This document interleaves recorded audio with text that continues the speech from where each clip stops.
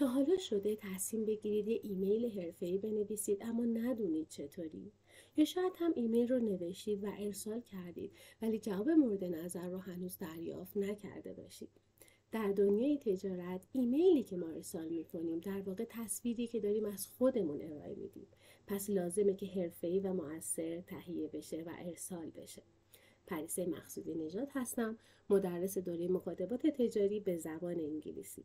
اینجا هستم تا کمکتون کنم نامه‌های مؤثرتر و حرفه‌ای‌تری بنویسین و بتونین از اصطلاحات تجاری و بازرگانی به درستی استفاده بکنین، از اشتباهات رایج جلوگیری بکنیم و اصلاحشون بکنیم و کمکتون کنیم که در مذاکراتتون و مصاحباتتون در دنیای بین‌الملل بدرخشید. بریم که یه نگاهی بندازیم به این دوره.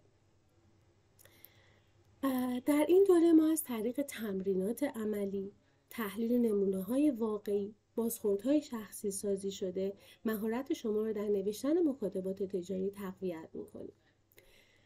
خب مکاتبات تجاری فقط محدود نمیشه به نوشتن ایمیل یا نامه یا ممو.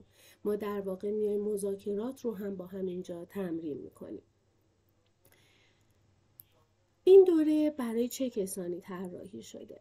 خب شما اگه مدیر، کارآفرین، کارشناس بازرگانی یا حتی فردی هستین که در دنیای تجارت فعالیت دارین یا حتی دانشجو هستین و دارین رشته‌های مدیریت رو می‌خونین، انواع رشته‌های مدیریت چیز تفاوتی نداره، یا حتی جویای کار هستین خارج از ایران، میخواین مصاحبات تجاری، مصاحبات حالا کاری داشته باشین، جویای کار هستین، یا تو مؤسسه‌ای که هستین، توی شرکتی که هستین میخواین ارتقای شغلی بگیرین، این دوره برای شما خیلی مفید میتونه باشه. دوره قراره به زبان انگلیسی تدریس بشه به خاطر اینکه ما داریم ساختار نوشتن نامه ها رو به زبان انگلیسی یاد میگیریم. ولی حالا میتونن دوستانی که حالا آپر اینترمدییت یا اینترمدییت هم نیستن در کلاس های گروهی شرکت بکنن. برای کلاس های خصوصی ما جنرال دوستان رو، دانشجویان عزیز رو به سطح اینترمدییت یا آپر اینترمدییت میرسونیم تا بتونن بهتر این دوره رو بگذرونن و براشون مفیدتر باشه. یه دوره فشرده 24 ساعته هستش که 6 جلسه زمان میبره، هر جلسه 4 ساعت. به این صورت هستش که توی این 4 ساعت شما 2 ساعت درس جدید رو میگیرید و 2 ساعت به صورت ورکشاپ تمرین‌های عملی خواهیم داشت. حالا انواع نامه‌های اداری، انواع مکاتبات، انواع ریپورت ها رو خواهیم داشت که اینا باید همه بعد از اینکه یادگیری میشه ارائه داده بشه و خب اصلاح بشه زیر نظر استاد. ما در اینجا یه نمونه نامه یه نمونه نامه غیر حرفه‌ای رو داریم و در کنارش یه نامه حرفه‌ای رو داریم که به این صورت هستش که ما نامه ها رو با هم مقایسه می کنیم، نامه های بهتری می نویسیم و شما میتونید همین الان ببینید که یک نامه ای که کاملا ساده و غیر حرفه‌ای نوشته شده چه تفاوتی داره با نامه ای که کاملا حرفه‌ای نوشته شده و ما مرتب در دوره این مقایسات و این نوشتن نامه ها رو خواهیم داشت.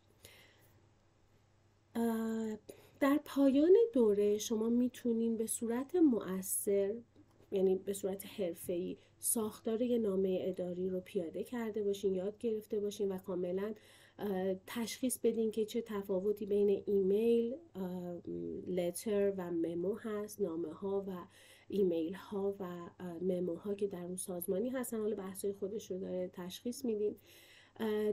ساختار نامه رو یاد گرفتین، ساختار مدارک بازرگانی رو یاد گرفتین. ما برای اینکه مدارک صادرات و واردات رو به شما آموزش بدیم قبلش لازم هست که یک مروری به اینکوترمز و لاجستیک داشته باشیم که شما تو این دوره لاجستیکس و اینکوترمز، قوانین حالا حمل کالا و ارسال کالا رو هم آموزش میبینید. در طی این 6 جلسه سشن بای سشن ما خیلی برنامه ریزی شده و با ساختار مناسب میریم جلو و همینطور که میبینید طبق استانداردهایی که شما نیاز دارین وارد دنیای تجارت و حتی صادرات و واردات بشین، مطالب رو یاد میگیرین و میگذرونید. در آخری اسسمنت خواهیم داشت، تست خواهیم داشت، به خاطر اینکه شما خودتون بدونید که کجای کار هستین و یک سری حالا ریپورت ها و یک سری سناریوها رو با هم خواهیم داشت که شما خودتون رو در دنیای واقعی تصور میکنید و توی حالا موقعیت واقعی خودتون رو میبینید و اون تست رو ارائه میدید.